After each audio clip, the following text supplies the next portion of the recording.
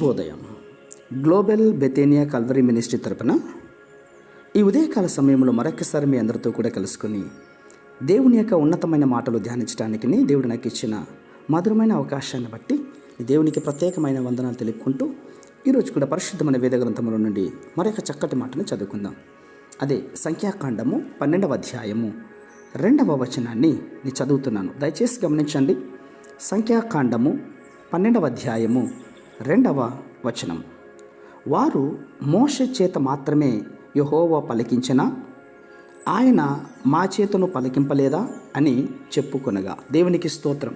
అవును ప్రియులారా, మోషే దేవుని దృష్టికి యోగ్యుడు కాబట్టి అతనికి తన మహిమ అధికారములను ఇచ్చి ఉన్నాడు.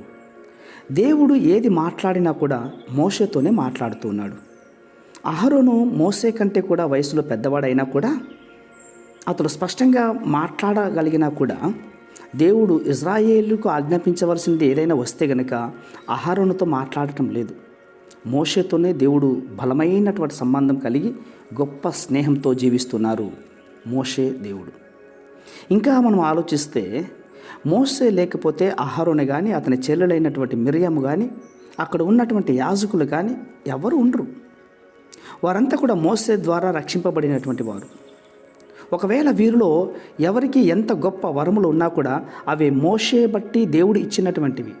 అంటే మోషే దేవుని యొద్ద ప్రార్థిస్తున్నట్టు దాన్ని బట్టి వారికి వరాలు దేవుడు అనుగ్రహించాడు. కానీ ఈ విషయములన్నిటిని వారు ఆలోచించకుండా మోషే మీదనే నేరం మోపుతూ ఉంటున్నారు. దేవుడు మాతో మాట్లాడలేదా, మోషేతోనే మాట్లాడతాడా అన్నట్లుగా వాళ్ళు అంటున్నారంటే అర్థం ఏంటి? మాలో పరిశుద్ధాత్ముడు లేడా, మేము ప్రవచింపలేదా, దేవుడు మా ద్వారా ఈ వాక్యాన్ని చెప్పించలేదా అంటూ ఉంటున్నారు ప్రియులారా. అందుని బట్టి దేవుడు వారి మీద కోపగించి వారిని శిక్షించాడు. కాబట్టి మనము గ్రహించవలసింది ఏంటంటే దేవుడు తను ఎవరిని అయితే కోరుకొని తన సేవ కోసం గురించి పిలుచుకొని ఉంటాడో వారికి విరోధంగా మనం ఏదైనా మాట్లాడితే దయచేసి చెప్తున్నాను, శిక్ష వస్తుంది. దేవుడు ఒకవేళ వారి సన్నిధిలో నుండి వెళ్ళగొడతాడేమో. జాగ్రత్త. మాట్లాడేటప్పుడు బహు జాగ్రత్తగా ఉండాలి. మాటిచ్చేటప్పుడు జాగ్రత్తగా ఉండాలి. అట్టి కృప దేవుడు దయచేయనుగాక. పరిశుద్ధమైన మా ప్రియ పరలోకపు తండ్రి, మోషేని బట్టి మిరియాము అహరోనులు తండ్రి మాట్లాడిన మాటను మీకు కోపం వచ్చినట్లుగా మేము చూస్తున్నాం.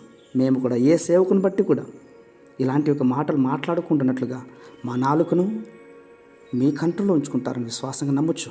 చిన్న ప్రార్థనను మా రక్షకుడిని యేసయ్య బట్టి అడిగి వీడియోని పొందించున్నాం మా తండ్రి.